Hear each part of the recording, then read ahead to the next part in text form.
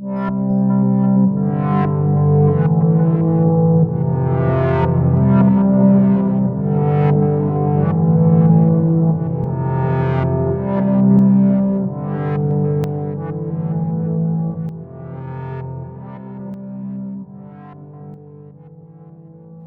통상 이제 기체를 압축한다 라고 하면은 그냥 컴프레서입니다, 이거는. 블로어랑 팬은요, 얘는 굉장히 제한된 범위의 압력 범위에서만 사용이 돼요. 그리고 팬은 통상 이제 냉각 목적으로, 얘는 냉각기입니다. 냉각기. 압축기라기보다는. 무슨 얘기냐? 우리가 이제 냉각기로 열교환기 같은 걸 보통 이제 회로에서 많이 다뤄요. 설계할 때. 히트 익스체인저. 여기서 이제 열교환을 할 때 보통 냉각수를 사용을 하죠. 쿨링 워터 같은 거. 경우에 따라서는 이제 냉각수를 끌어오기가 굉장히 어려운 조건일 수도 있어요. 예를 들어 공장을 설치를 했는데 뭐 사막 한가운데다 라든지 아니면 이 물을 끌어오는데 예를 들어 비용이 너무 비싸다. 아니면 얘는 어쨌건 히트 익스체인저는 열교환기이기 때문에 이 물 끌어오는 배관도 설치해야 되고 굉장히 길고 복잡하단 말이에요. 그래서 열을 식혀주고는 싶은데 쿨링 워터를 쓰고 싶지는 않다라고 하면은 쓰는 게 팬이에요, 팬. 팬이 뭐냐면 우리 컴퓨터에도 돌아가는 게 달려 있잖아요. 그거 똑같은 게 공장에도 있습니다. 유체를 작동 유체가 됐든 뭐가 됐든 그 유체를 식히는 용도로 이 팬을 작동을 시켜요. 바람이 불면 기본적으로 증발이 일어나죠. 증발이 활발해지기 때문에 증발이 일어나는 과정에서 잡열을 흡수하면서 기체가 증발이 되잖아요. 그래서 네. 그 과정에서 냉각을 시키는 겁니다. 온도가 떨어져요. 그래서 그런 효과를 노리고 우리가 팬을 보통 설치를 하고 그렇기 때문에 엄밀하게는 이제 수송의 효과라기보다는 냉각 목적으로 많이 설치를 한다. 블로어는 컴프레서랑 똑같은 개념인데 범위가 제한되어 있습니다. 0.1에서 EATM, 기압 쪽 2기압 이하의 압력의 기체를 내보내는 경우에는 우리가 그냥 블로어다. 근데 보통 그거 이상인 압력은 다 컴프레서죠. 근데 보통 기체를 내보낼 때 이 기압은 너무 낮아요. 그러니까 말하자면 왜 블로어라고 하냐? 드라이어기 있잖아요. 집에서 쓰는 거. 그게 딱 1.5기압, 2기압 정도 되도록 기체를 내보냅니다. 그러니까 그 정도 압력이라는 수준이에요. 그러니까 물론 이송의 목적이긴 한데 그렇게 높은 수준의 압력까지는 아니다. 그런 건 우리가 블로어라고 이제 구분을 하고 대부분의 기체 이송은 다 컴프레서로 그냥 표현을 한다고 생각을 하시면 됩니다. 자, 이 내용보다 중요한 거는 그 다음에 나오는 이제 유량 측정인데, 유량 측정에는 직접 계량법이랑 간접 계량법이 있어요. 그래서 이런 것들을 좀 구분해서 알고 계실 필요가 있어요. 자, 유량 측정이 왜 중요하냐? 유량 측정하는 원리가 베르누이식의 원리로 유량을 측정하기 때문에 우리가 이제 유체역학에서 배운 거의 유일한 식이 베르누이식이죠. 유일하기보다는 그냥 제일 많이 사용되는 식이 베르누이식이잖아요. 그래서 유량 측정하는 방법은 여러 가지가 있는데 뭐 오리피스가 있고 벤투리미터가 있고 로타미터, 픽토간 뭐 여러 가지가 있습니다. 각각의 직접적인 특징 같은 건 기억을 해 놓으실 필요가 있어요. 자, 첫 번째 로타미터. 로타미터는 이제 단면 변화를 이용해서 압력 강화로 유체를 측정하는 거예요. 이거 어떻게 하는 거냐? 유체가 이렇게 지나가잖아요. 그러면은 로타미터가 이렇게 있어요. 그래서 요 로타미터를 유체가 밀면서 지나갑니다. 그 과정에서 여기서 압력 델타 P가 얼마나 먹느냐. 이걸 가지고 유량을 측정하는 거예요. 이게 로타미터입니다. 근데 유로의 단면 변화를 이용해서 이제 유량을 측정한다. 이게 특징이고요. 그러니까 여기는 핵심 키워드가 단면 변화예요. 단면 변화.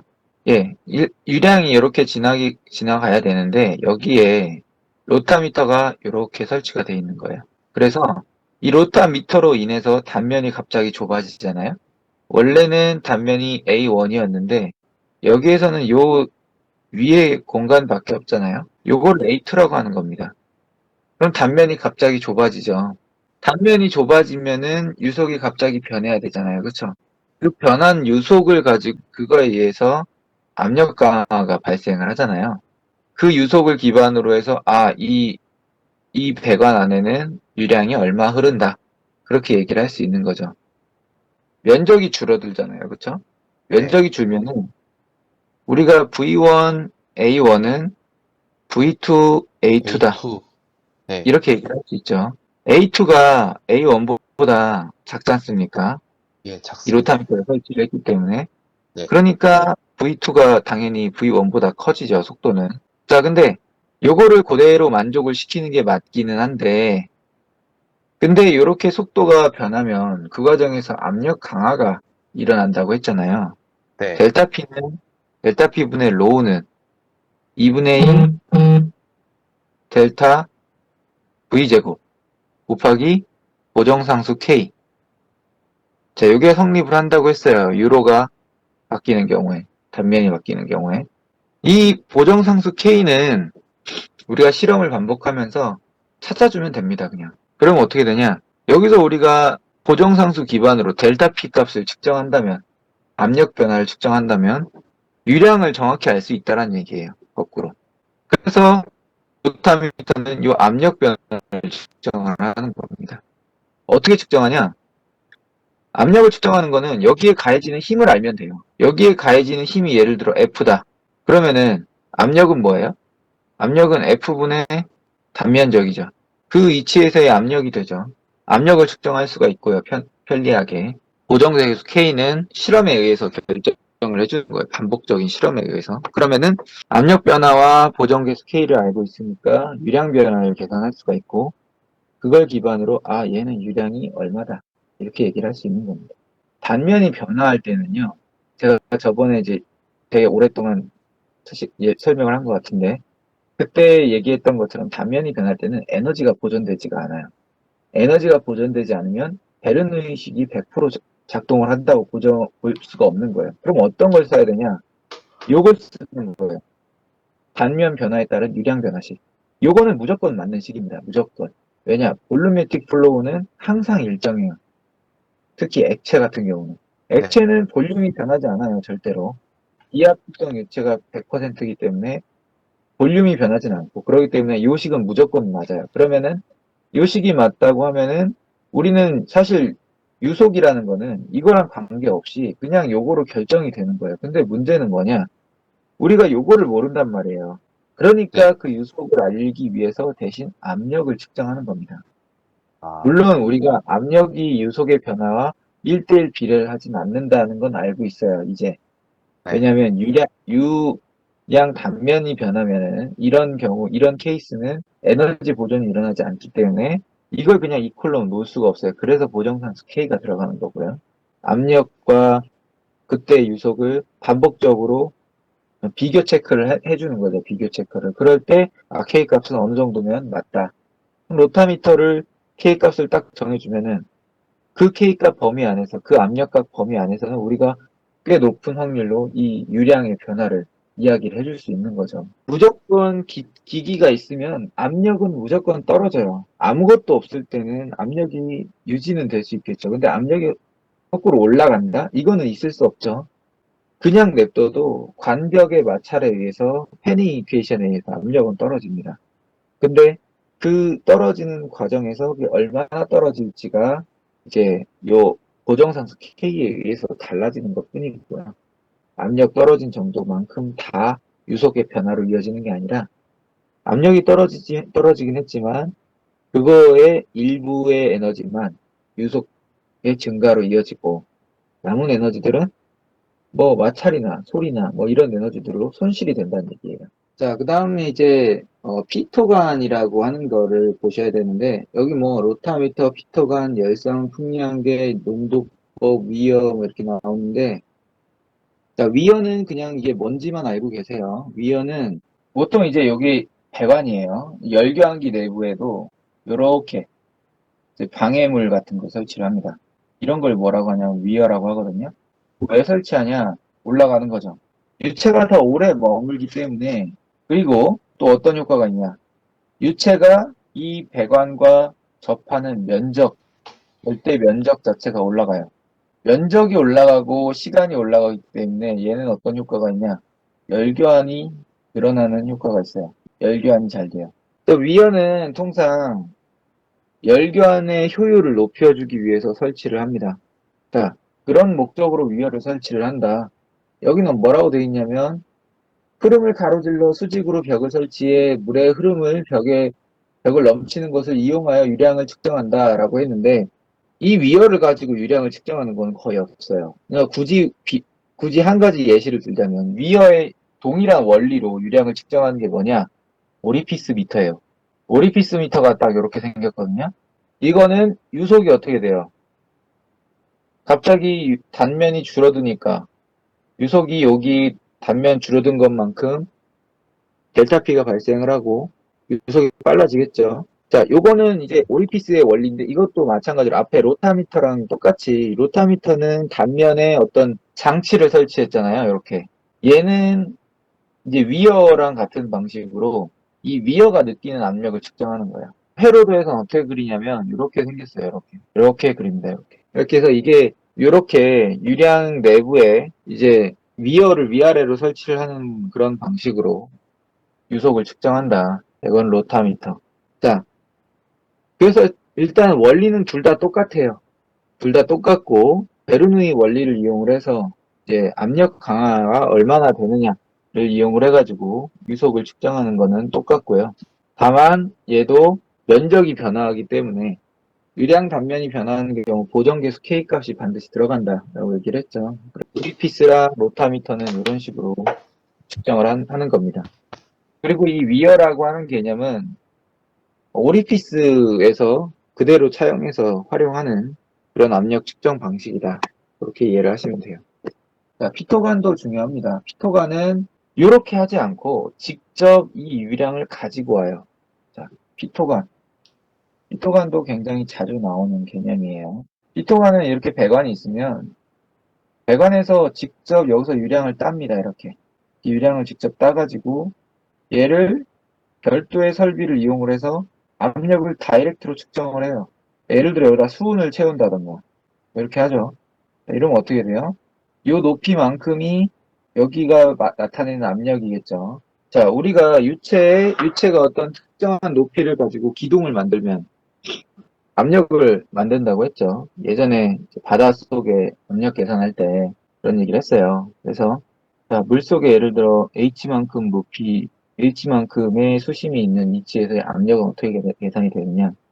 여기에서의 대기압은 P0고 여기 요만큼의 물기둥이 지금 찍어 누르고 있는 거잖아요.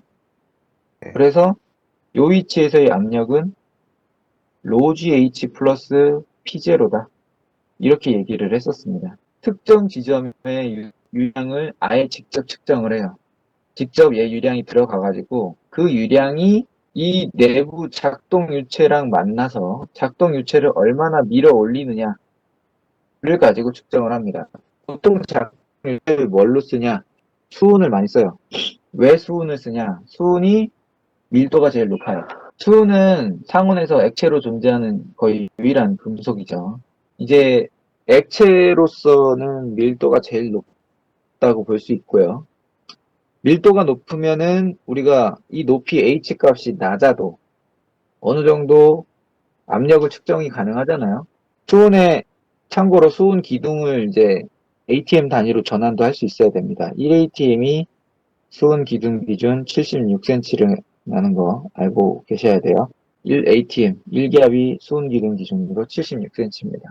그래서 이걸 기준으로 해서 수은 기둥이 몇 cm나 올라가느냐를 가지고 아, 이놈은 압력이 여기에서 얼마다. 이거를 알 수 있는 거죠. 이게 만약에 대기압에 뚫려 있을 수도 있고 그냥 여기가 진공으로 만들 수도 있어요. 여기 딱 그냥 막아놓고. 진공으로 막아놓으면 그냥 요거 측정하는 게 절대압이 되는 거고 만약에 대기압에 뚫려 있다. 그러면은 로지H에다가 대기압을 더해줘야 되죠. 그래야 요 위치에 압력이 나오는 겁니다. 자, 그래서 요게 피토관이다. 자, 피토관은 원리가 간단하고 문제 내기가 좋기 때문에 굉장히 많이 나옵니다. 뭐 여기 구조 및 특성 막 뭐라고 해놨는데 이런 거 그냥 무시하셔도 되고요. 그림을 보세요. 그림을. 피터관에서 페이지 115 쪽에 보면은 그림이 나오죠. 자, 근데 원리라고 하는 게 이게 다 우리가 이미 배운 거예요. 보시면 이거 베르누이식이죠. 네. 자, 요 피토감만 냅두고 나머지 지울게요. 이제 다만 여기 나와 있는 특징이 뭐냐? 북부 속도 측정이 가능하다는 거예요. 그러니까 피토간은 직접 이게 따오는 거잖아요. 보시면 네. 알겠지만 관 내에 어떤 특정 지점에 유속을 따오는 거예요. 무슨 얘기냐면 전체 유속의 평균을 계산하는 게 아니라 특정 지점의 유속을 따오는 거기 때문에 여기가 반드시 평균이라는 보장이 없잖아요. 그런 상태가 항상 보장이 되는 게 아니죠. 그렇기 때문에 오리피스나 로타미터는 아예 전체 단면 자체를 그냥 이제 좁혀가지고 계산을 하니까 그럴 이유가 없죠. 그러니까 유량 계산 자체는 비교적 정확하게 나온단 말이에요. 근데 피토가는 특정 위치에서의 유속만 체킹을 하다 보니까 이게 그 위치가 꼭 대표한다고 볼 수가 없고 그렇기 때문에 측정에 좀 불리함이 있다. 그렇게 얘기를 하는 거예요. 네. 물론 측류 같은 경우는 중심 유속이 제일 빠른 유속입니다.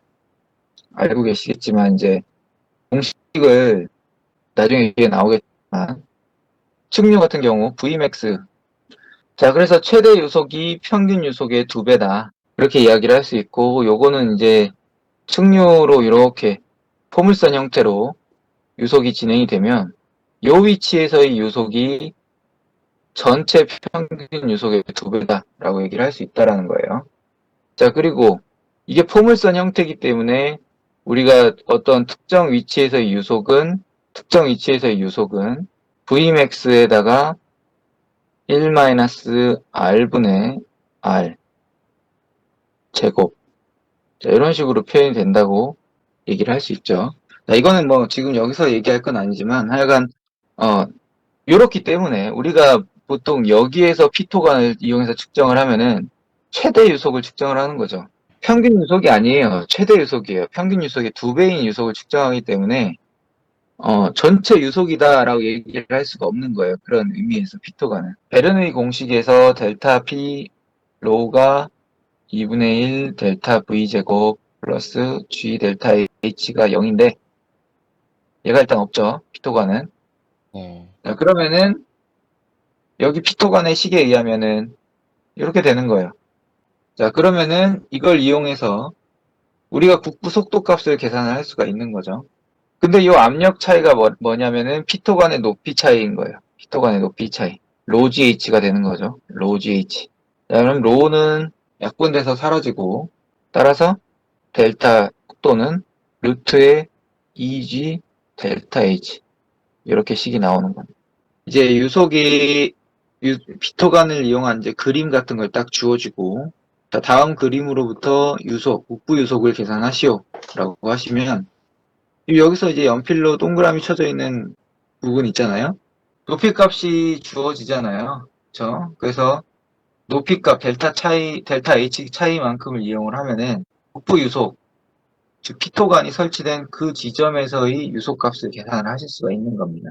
자, 그래서 피토관은 여기까지고요.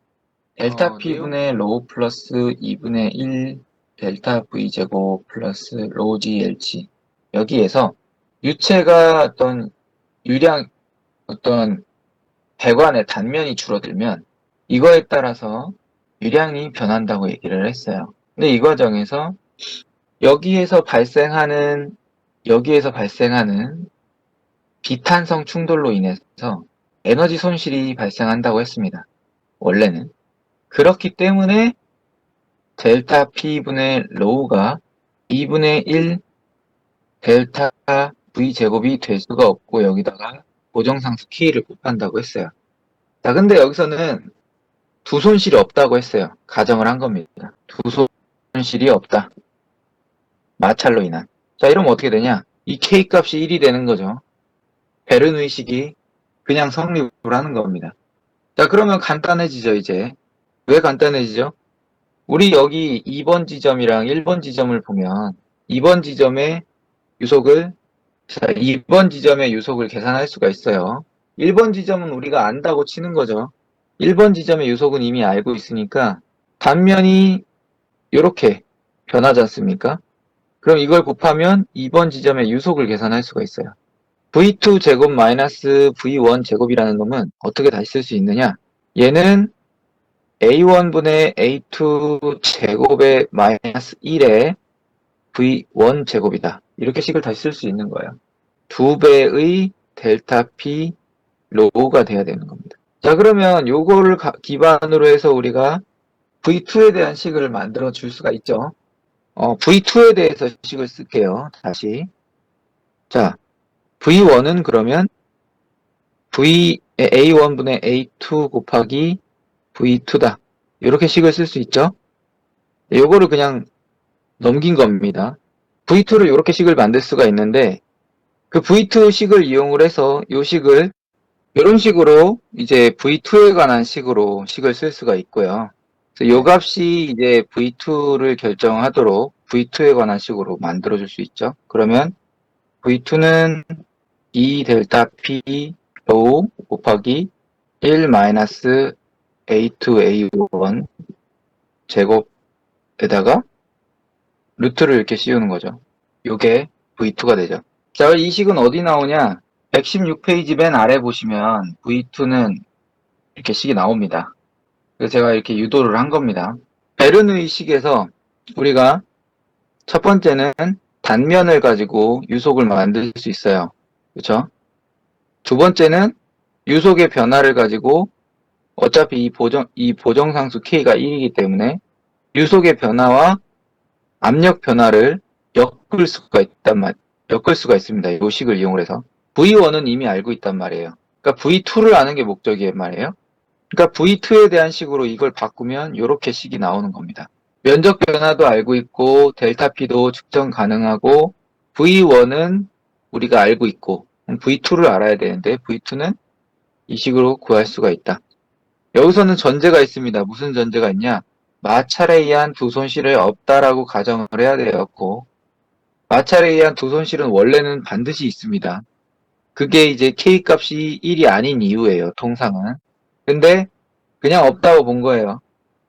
왜냐면 있다고 하면은 지저분해지잖아요. 그래서 그냥 네. 없다. 고정계수 1이다. 이런 식으로 해서 계산을 하는 겁니다. 이게 이제 마찰 손실을 보정하기 위해서 유량계수 CV를 도입하면 유량이 구해진다 라고 되어 있는데 자, 원래는 마찰 계수를 보정을 해야 돼요. 그쵸? 마찰 손실을. 근데 그걸 보정을 안 하고 지금 V값 계산한 거잖아요.